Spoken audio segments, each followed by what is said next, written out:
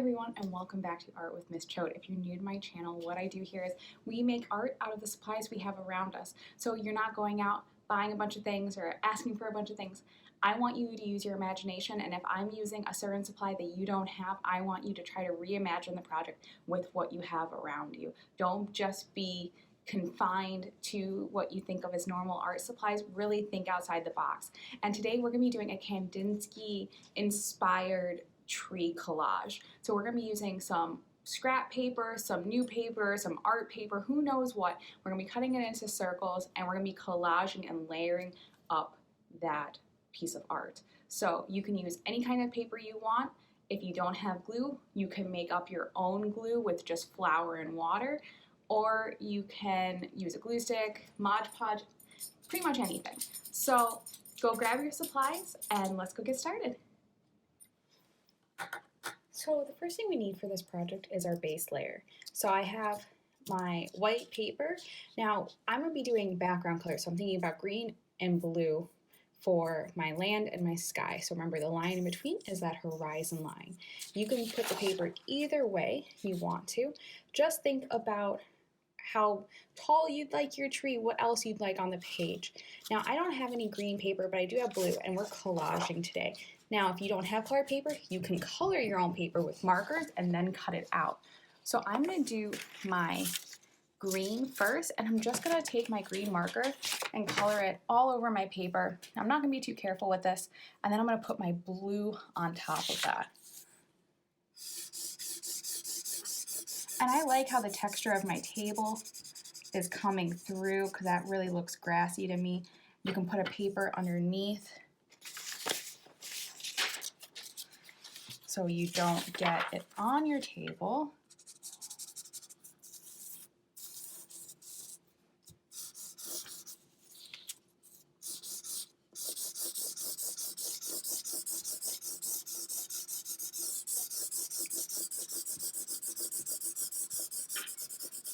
And I'm going to be layering a lot, so I'm not too concerned about this bottom layer.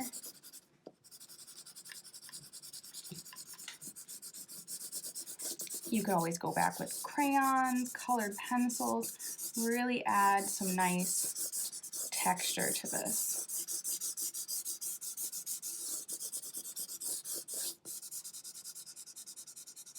So there's my green layer. Now for my blue, I'm actually going to cut it out.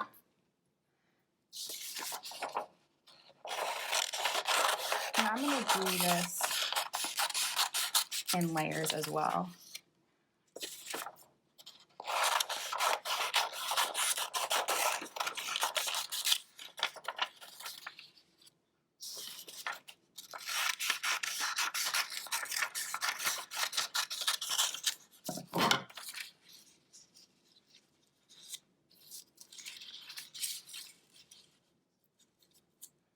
So I'm happy with that. You can't see those layers too much. I could always go in with some marker on them if I wanted to. And we're going to glue those down. The next thing we're going to be doing, and sometimes I like to wait to glue mine until the very end and I can see everything. So now I want to do my tree silhouette. So we could either do that in brown or we could do that in black. I'm actually going to do mine in a book page because I think that would be really pretty. So I'm going to draw it first. And it can be as thick, the trunk, or as thin as you'd like. If your page isn't big enough, you can always add onto it with more pages. It doesn't have to be made out of one page. And I'm just doing long kind of threads out as the branches. And this is where we're going to have a lot of fun adding our Kandinsky-esque circles.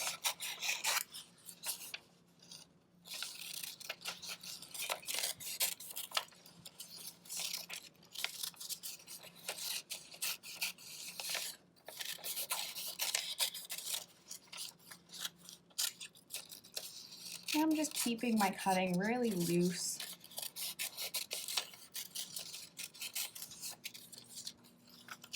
Kind of using all the paper.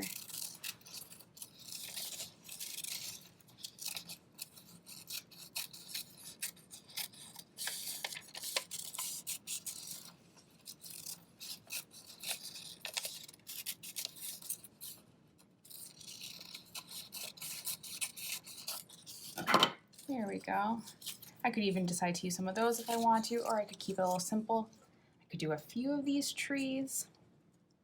That's up to you. I'm going to keep both one and doing my circles off. So now this is a great place, a great project to use scraps. I can use the ones I just cut. I'm going to set this aside. Or I can use any of the colors that I have. I save all my scraps. These are from the windmill or that like mobile I made. So I have all these scraps. So you can start. I'm going to cut away some of the extra.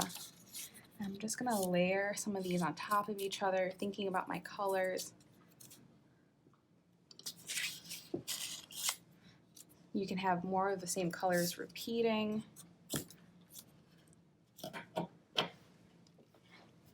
So I'm going to start off by cutting my smallest one into a circle. And then I'm going to put that on top of my next one, and I'm going to make a slightly bigger circle. So I'm kind of holding it there, and you could glue it right away. These circles don't have to be perfect at all. Holding it on the next one, cutting another circle. And if you kind of realize you like it more organic shapes, that's fine as well. They don't have to be circles. And they can be any colors that you want. So we're just building them up, slightly bigger, until we have an amount that you like, oh my goodness, that looks like an egg, like you're making an egg. And maybe I want red to be my last.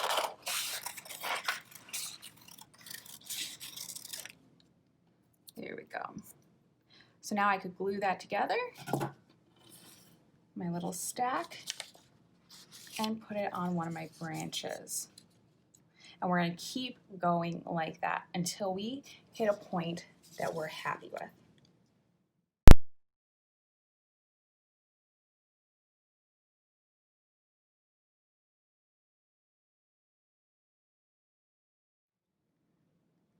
So now we're going to go ahead and glue all of our pieces together.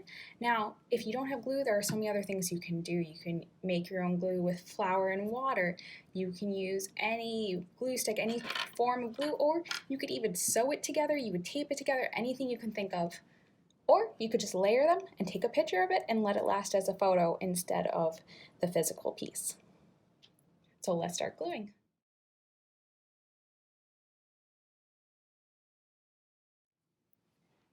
Now, a couple little tips for using glue. You could put the glue into a dish and use a paintbrush. That helps control the amount. You can also, I say a dot, one dot is all you're going to need on a project like this. And you can even use the paper to smear it around a little bit. You can feel it underneath, and that's kind of fun. Because you don't need to keep the whole thing down. I like when those layers are showing. But a paintbrush and a little plate is a great way, even if you want to have fun, a little dish, and you can even just use your finger and put a little dot on.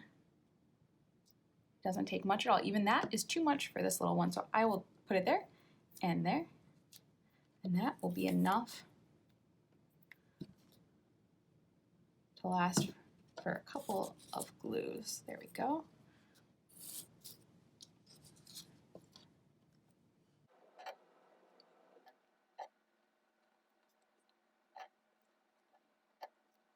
And there, all of our flower petal things are done. Now we can move on to our background. Now this is going to need a little bit more, so I'm just going to do a little bit of a line across. Put that page down, run my hand on it.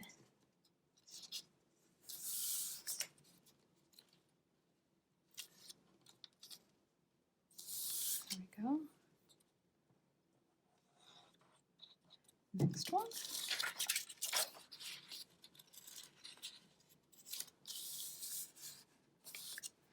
And my last.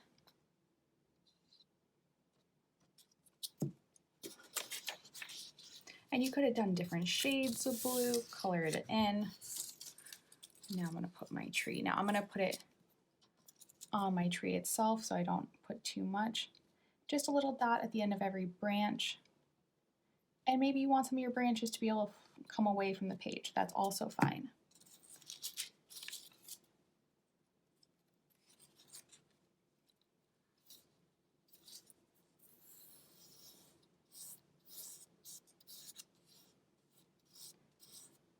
And if a little glue, oops, oh goodness, good thing we're using glue. Just put that right in place and no one will ever know that I ripped it off.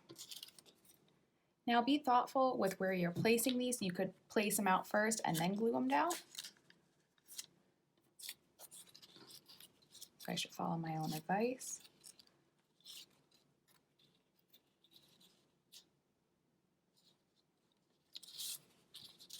You do a pattern. I kind of do want some of these branches to show. I like that over there. Maybe it doesn't even have to be part of the tree. This is like part of the sun kind of reflecting.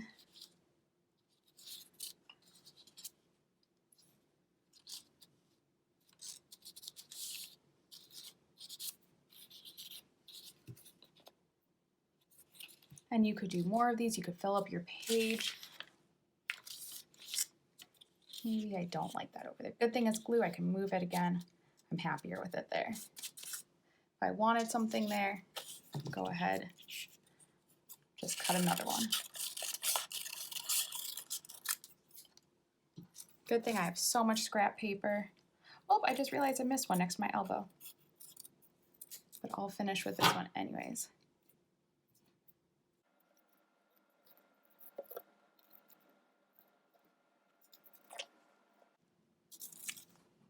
And there's our finished Kandinsky inspired tree. So I hope you had fun with your Kandinsky inspired tree. I hope you played with the layers and the collaging using used paper and art paper and playing with all the different sorts of texture you can put into it. So I hope you had fun making this drawing, painting with me, and if you liked it, remember give it a thumbs up and subscribe so you get notified every time I post a new video. I hope you join me next time for Art with Miss Choate. Bye!